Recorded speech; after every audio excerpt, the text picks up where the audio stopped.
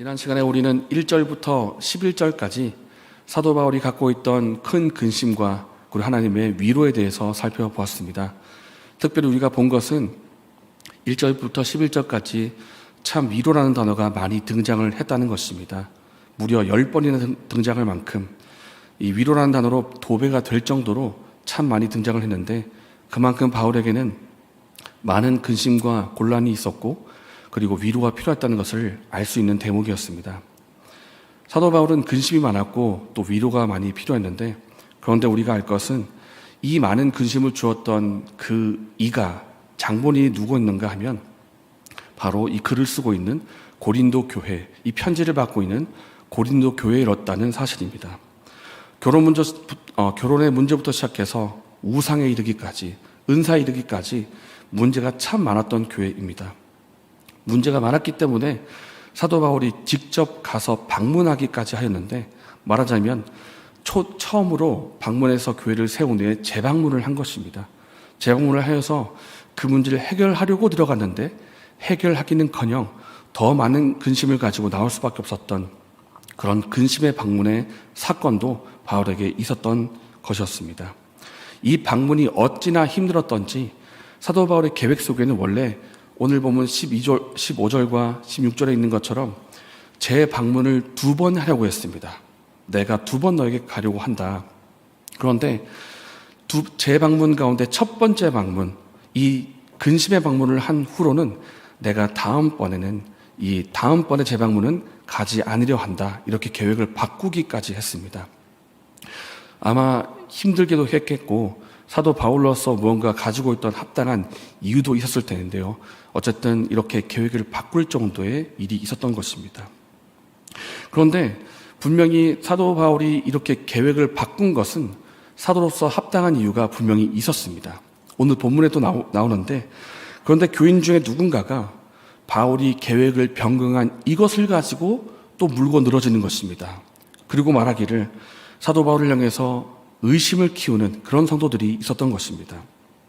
원래 바울은 이렇게 계획하고 갑자기 바꾸는 그런 사람이냐, 한 번은 오고 두 번째는 안 온다니 무슨 꿍꿍이가 있는 거냐, 그리고 이렇게 이랬다 저랬다 하는 걸 보니까 사도 바울이 사역을 제대로 할 수가 있겠나, 더 나아가서 혹시 이 바울은 사도가 아닌 게 아니냐, 이렇게 바울의 사도성까지 의심을 하는 이런 일들이 일어났던 것입니다. 이 말을 바울이 직접 들으면 얼마나 기가 막히고 얼마나 놀랬겠습니까?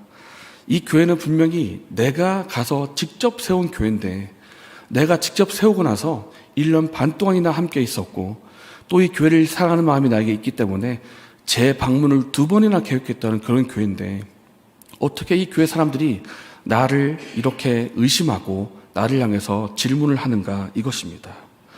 그래서 그런지 우리가 묵상하고 있는 이 고린도 후서의 말씀은 바울의 서신서 가운데 개인적인 감정이 가장 많이 드러난 서신서 중에 하나다, 이렇게 불려지고 있기도 합니다. 그만큼 사도 바울의 어떤 감정이 많이 묻어나 있는 그런 서신서라고 할 수가 있는데요. 얼마나 사도 바울이 기가 막히고 힘들었겠습니까? 그리고 얼마나 그 속에 어쩌면 상대방을 향한, 그들을 향한 속상한 마음과 분노도 있지 않았겠습니까?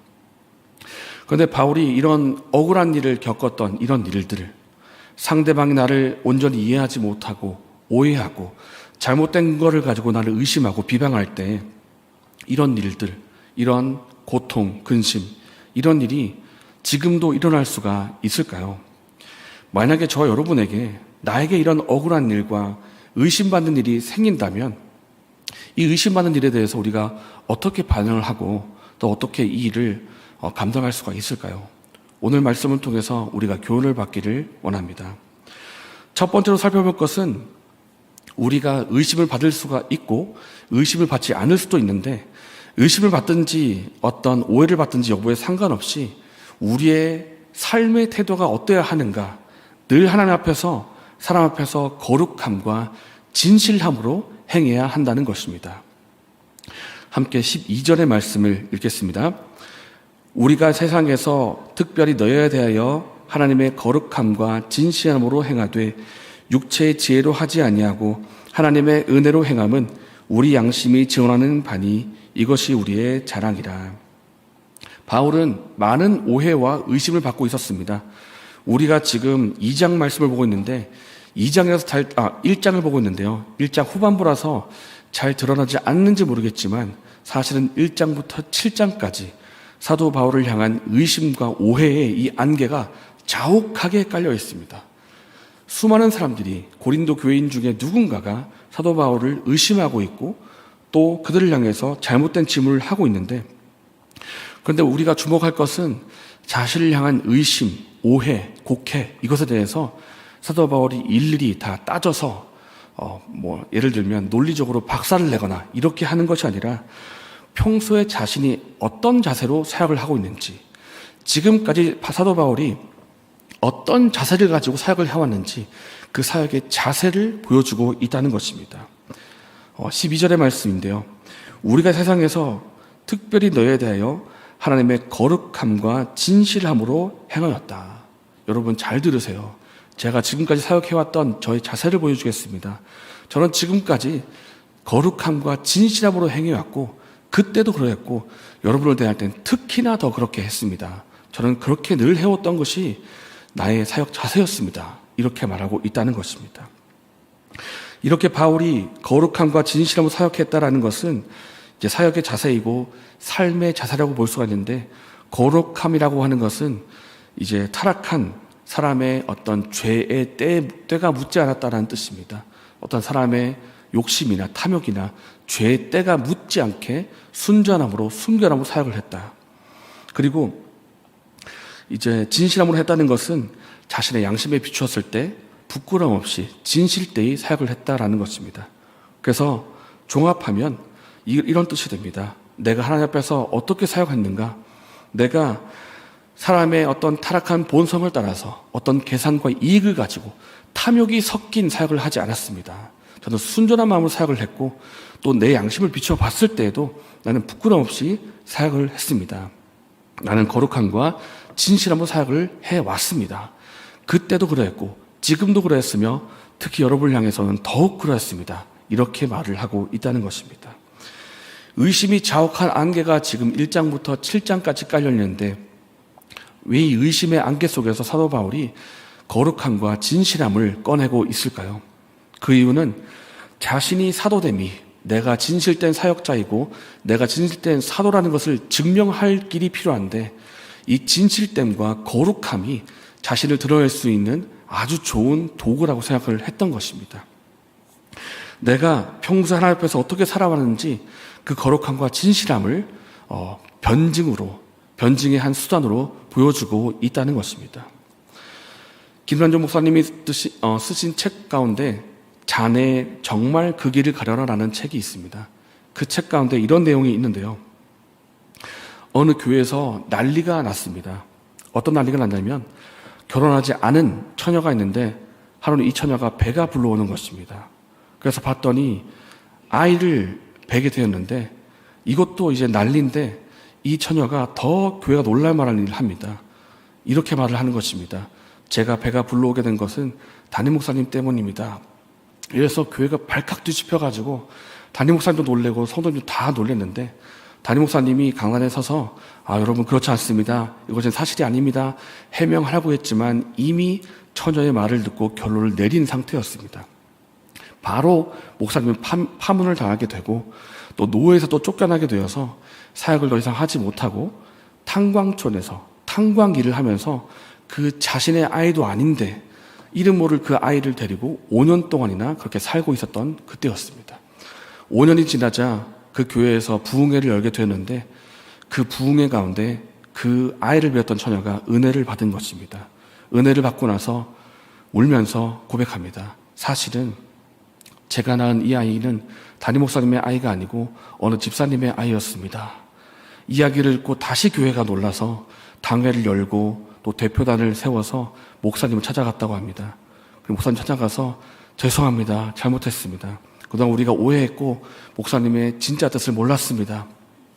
부탁드리니 다시 한번 우리 교회로 오셔서 담임 목사님이 되어주십시오. 그래서 담임 목사님이 다시 그 교회로 가서 담임 목회를 하시고 이전과는 정말 놀랄 정도로 존경스러운 대우를 받고 영광스러운 사역을 했다라는 이야기가 김양훈 목사님의 책 가운데 있습니다. 여러분, 오늘 이제 이 이야기에 나오는 목사님이 그렇게 억울하게 파문당하고 나서 하신 일이 뭐가 있었을까요? 아이 먹여 살리는 일을 하고 또 한 가지는 거룩함과 진실함으로 살았던 그 한 가지밖에 없습니다. 어쩌면 목사님이 그 억울한 일 속에서 유일하게 보여줄 수 있는 것이 있다면 하나님 앞에서 거룩하고 진실된 삶을 살아가는 것, 그것밖에 없었던 것입니다. 그러나 하나님께서 그 목사님의 거룩함과 진실함을 보시고 다시 원래의 자리로 회복시켜 주신 것입니다. 하나님이 그 거룩함과 진실함을 눈여겨보셨고 귀하게 평가하셨다라는 것입니다. 그렇기 때문에 우리에게 이 자세가 필요할 것입니다. 우리가 삶을 살아갈 때, 우리가 어떤 봉사와 사역에 임할 때 거룩함과 진실함으로 사역하기를 원합니다.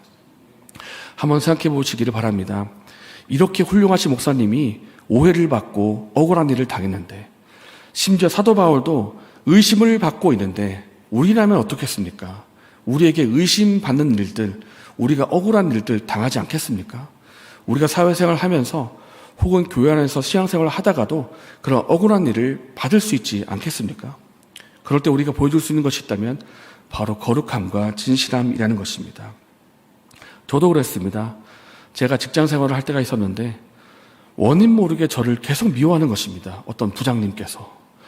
제가 교회를 다닌 것만으로도 저를 너무 미워하고, 일을 잘못하면 한 3이나 4 정도 혼내면 될 텐데 막 7, 8 이렇게 혼내고, 알고 봤더니 그 부장님과 과장님도 있었는데 여자친구를 사귀었다가 예수님 있는 여자친구 때문에 상처를 많이 받아가지고 저를 그냥 싫어하는 것입니다. 제가 보여줬던 게 뭘까요? 억울한 일이 많았지만 그냥 기도하고 1년 참은 것입니다. 그랬더니 1년이 지나니까 저를 향한 그런 태도가 달라지더라고요. 우리가 보여줄 수 있는 것이 별로 없습니다. 그러나 우리가 하나님 앞에서 거룩함과 진실되게 살아간다면 하나님께서 그것을 보시고 귀하게 보신다라는 것입니다. 너는 왜 그렇게 기도하냐? 너는 왜 봉사를 열심히 하지 않냐? 어떤 사람이 그렇게 말할지 모르겠습니다. 오해하고 또 어떤 선입견 때문에 나를 싫어하고, 그럴 때 교회 안에서 얼마나 억울한 일이 일어날 수가 있겠습니까? 그때도 우리가 보여줄 것이 뭐겠습니까? 그냥 그저 내가 살아왔던 대로 하나님 앞에서 거룩함과 진실함으로 계속 그렇게 살아가는 것입니다. 하나님께서 그 모습을 귀하게 보신다는 것을 기억하고 지금까지 해오셨던 그대로 거룩함과 진실함으로 살아가는 은혜가 저희 오늘에게 있기를 예수님의 이름으로 축복합니다. 네, 시간이 이렇게 흐를 줄 몰랐는데 빨리 끝내겠습니다. 네, 의심하는 고린도 교인들을 향해서 사도 바울이 말합니다. 여러분, 저의 삶의 자세를 보십시오. 사역의 태도를 보십시오. 저는 늘 그렇게 해왔습니다. 난 하나님 앞에서 거룩함과 진실함으로 행해왔습니다. 심지어 사도 바울이 정말 엄청난 일을 하는데 23절 말씀에 하나님을 증인으로 내세웁니다. 하나님이 나에게 증언하실 것입니다. 내가 내 목숨 걸고 맹세코 얘기하는데 막 이런 것처럼 하나님을 걸고 이렇게 말을 하고 있는 것입니다. 정말 저로서는, 그렇게 할 자신이 없는 저로서는 정말 부끄러움과 동시에 참 부럽다는 생각이 드는데요. 얼마나 그렇게 당당하고 자신감 있으면 하나님을 증인으로 내세워가지고 하나님이 나의 증인이다 이렇게 말을 할까, 이런 생각이 듭니다. 1% 정도는 좀 불안하지 않을까 이렇게 궁금하기도 하지만 사도 바울은 그런 흔들림도 없는 것 같습니다. 참 부럽습니다. 그리고 궁금하기도 합니다. 도대체 무엇이 사도 바울로 하여금 이렇게 당당하게 말할 수 있게 하는가? 어떻게 자신의 양심을 향해서 하나님 앞에서 그렇게 거룩한 삶을 살아왔다, 나는 성실히 해왔다 이렇게 말할 수 있도록 해왔는가? 오늘 본문을 보니까 한 가지 힌트가 보였습니다. 그것은 무엇인가 하면 바울이 먼저 보았던 것은 예수님의 신실함이었더라는 것입니다. 함께 2절의 말씀을 읽겠습니다. 하나님은 미쁘시니라 우리가 너에게 한 말은 예하고 아니라 함이 없노라. 하나님의 약속은, 또 제가 다른 말씀 읽어보겠습니다. 하나님의 약속은 얼마든지 그리스도 안에서 예가 되니 그런즉 그로 말미암아 우리가 아멘하여 하나님께 영광을 돌리게 되느니라. 사도 바울이 20절 말씀을 언급을 하면서 그리스도 안에서 나는 예가 되는 삶을 살았습니다 라고 하면서 자신의 신실함을 다시 한번 강조를 하는데, 근데 갑자기 사도 바울이 화제를 돌리는 것처럼 또 다른 이야기를 시작을 합니다. 그것은 바로 19절인데요. 제가 19절을 읽겠습니다. 우리 곧 나와 실로아노와 디모데로 말미암아 너희 가운데 전파된 하나님의 아들 예수 그리스도는 예하고 아니라 함이 되지 아니하셨으니 그에게는 예만 되었느니라. 갑자기 바울이 예수님을 꺼내서 예수님 이야기를 하는데 예수님의 본을 이야기합니다. 예수님이 어떠한 본을 보이셨는가? 하나님 말씀에 대해서, 하나님 아버지의 뜻에 대해서 예수님은 늘 예로 응답을 하셨다라는 것입니다. 아니라 한 적이 없다. 예수님은 늘 예로 응답하셨다. 정말 그렇지 않습니까? 예수님이 이 땅에 인간의 몸을 놓고 오신 것도 예하셨기 때문에 오신 것이고요. 이 땅에서 공생의 사역을 하신 것도 예하셨기 때문이고, 우리 주를 위해 십자가에 지신 것도 예하셨기 때문입니다. 만약에 예수님께서 그 많은 하나님의 뜻 가운데 단 하나라도, 단 일이라도 아니오 했더라면 저 여러분은 아마 구원에서 멀어져 있을지도 모르겠습니다. 예수님이 늘 예를 하셨다. 이것을 다른 본문으로 말하면 늘 아멘 하셨다라는 것입니다. 늘 아멘 하셨다. 마찬가지로 예수께서 하나님 아버지의 뜻에 예, 아멘 하신 것처럼 나 사도 바울도 하나님의 뜻에 대해서 예, 아멘으로 응답하면서 그렇게 사역을 해왔다 이야기를 하는 것입니다. 다시 말하면 나를 택하시고 나를 부르시고 나를 기름 부어 세우시고 나를 사도로 세우신 그 그리스도께서 늘 하나님의 뜻에 예로 응답하셨던 것처럼 나 또한 하나님의 뜻에 예로 응답을 하고 있다. 그리스도께서 신실하신 것처럼 나 또한 그분을 닮아 신실하게 응답을 한다라고 하는 것입니다. 다시 말하면 그리스도의 신실함이 사도 바울의 신실함이 되고 사도 바울의 신실함이 사도 바울의 사역의 신실함으로 나가게 되고 있다는 것입니다. 그렇기 때문에 내가 하고 있는 사역 또한 고린도 교인 여러분이 이걸 보고 아멘 예로 받아들이라 이렇게 말을 하고 있다는 것입니다. 사도 바울이 처음부터 신실했을까요? 사실 저는 그렇게 생각이 드는데 우리 사람은 신실하지 못할 때가 많이 있습니다. 부족할 때가 너무 많고요. 우리의 성실함도 흔들릴 때가 많습니다. 그런데 우리가 그때 쳐다봐야 될 분이 누구겠습니까? 바로 예수 그리스도의 신실함을 쳐다봐야 되겠습니다. 제가 오늘 본문을 보면서 참 헛웃음이 나오면서도 참 웃지 못할 참 우픈 내용을 보게 되었는데 바로 14절 말씀입니다. 너희가 우리를 부분적으로 알았으나 우리 주 예수의 날에는 너희가 우리의 자랑이 되고 우리가 너희의 자랑이 되는 그것이라. 사도 바울이 어쩌면 소망의 말을 합니다.